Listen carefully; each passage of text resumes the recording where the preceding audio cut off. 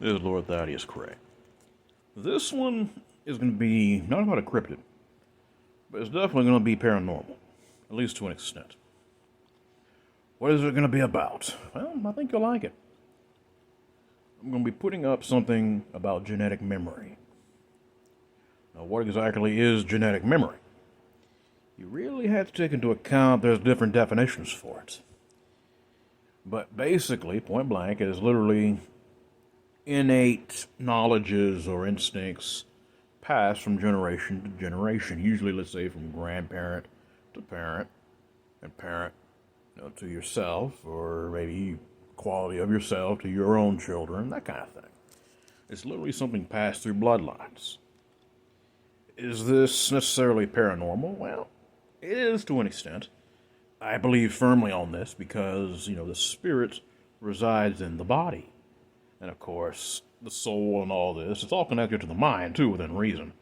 Of course, I had a conversation with someone in one of the live chats one time, a while back, and I was saying how most supernatural entities are telepathic. That's definitely the case. They said they probably more read your soul, really, than your mind, because at least with me, my mind is nothing but chaos. Pure chaos. However,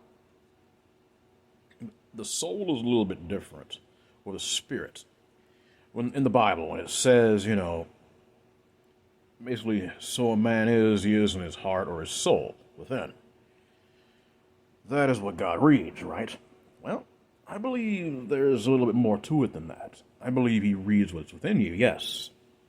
I believe also that when the Bible was talking about, like in the Old Testament, pretty much certain qualities or negative traits will be passed, like sin nature from father to son and, so forth. Supposed curses and things like that. I think that also has something to do with genetic memory. This even goes into nature as well. Think about this. I brought this up before, but I'm going to bring it up again. There is an invasive species in Australia called a cane toad. These things are actually native to, I want to say, South America, where they don't cause a lot of damage because, again, they're native to the ecosystem. However, in Australia, these things are horrifically toxic. They're poisonous. I mean, they can kill you, point blank, and they kill most predators that get a hold of them because, again, these things are freaking poisonous. They're almost as deadly as a poison arrow frog, maybe even more so. They're just deadly. Just going to leave it at that. So, certain snakes have actually adapted their selves to, the later generations. I've seen this on camera, on different nature shows. They will not touch the frogs or the toads. They just no, and they just feed on something else. That's a good example of genetic memory. I believe when it comes to us human beings, that's even more advanced, because our minds are definitely much sharper in more ways than one when it comes to this. That's why I'm saying about genetic memory when it comes to human beings. An example, why do certain children have the traits of their parents? Of course, it's learned behavior. They see what they're doing and they copy this. That's how human beings learn, especially children. They have a photographic memory, and, of course, it's processed through language learning and mannerism learning and all this. And, of course, when you're grown, you have all this stuff in your head anyway. But I think it's more than that. Science even speaks about this. The memories are passed on, I believe, through genetics as well.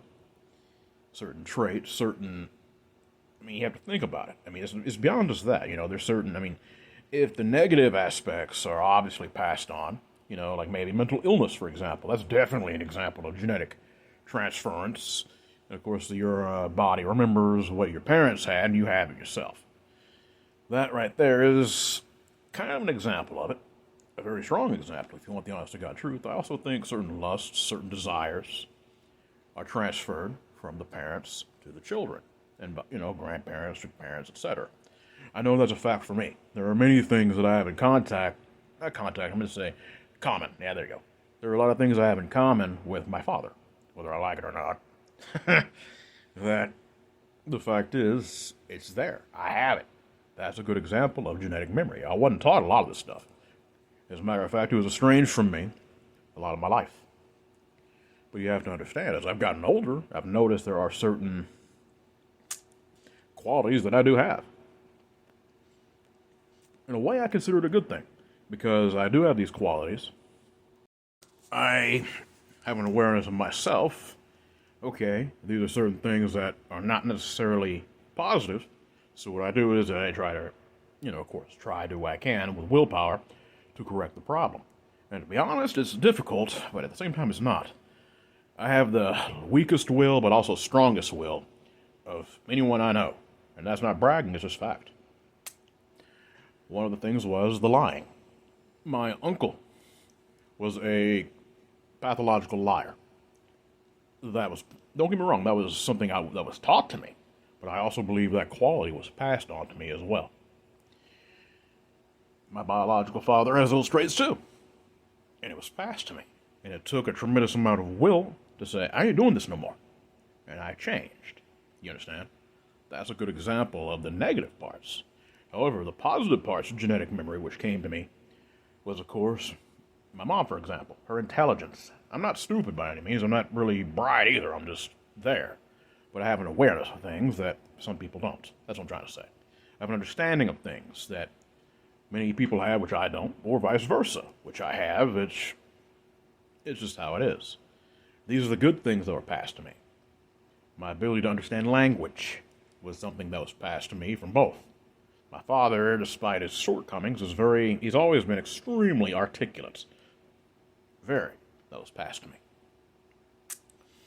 On the negative aspects, the attention span, which is I virtually don't have any at all.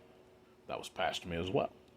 So you really have to take into account all these things. Now I'm going to go into the paranormal about this kind of thing. What about curses? What about certain things that are attachments to a person? This is important, what I'm about to tell you. You need to pay attention. It does happen. And again, through that genetic memory, certain things are passed through bloodlines. And that you have to be aware of. There are ways to counteract it, prayer, certain things in other ways. When it comes to other faiths, they may practice certain knowledges of arcane ability or whatever else. But I really want to just kind of really bring that to your attention. That is one of the ways I believe that certain things are passed on from one to the other when it comes to the paranormal. They take advantage of what is in our genetic code. I just wanted to put that out there. I figured this was very important to share, and so that's what I'm doing right now. But I'm going to leave it at that. You guys know what I do. I'm the producer for the Dark Waters family of shows. My email is wesvic@dogmancams.com. That ain't changed. And I'm going to be honest with you. If you've had a cryptid sighting or anything paranormal, hit me up. I'll definitely make sure you get the chance to share your story. I'm going to leave it at that. You guys be blessed and you be safe.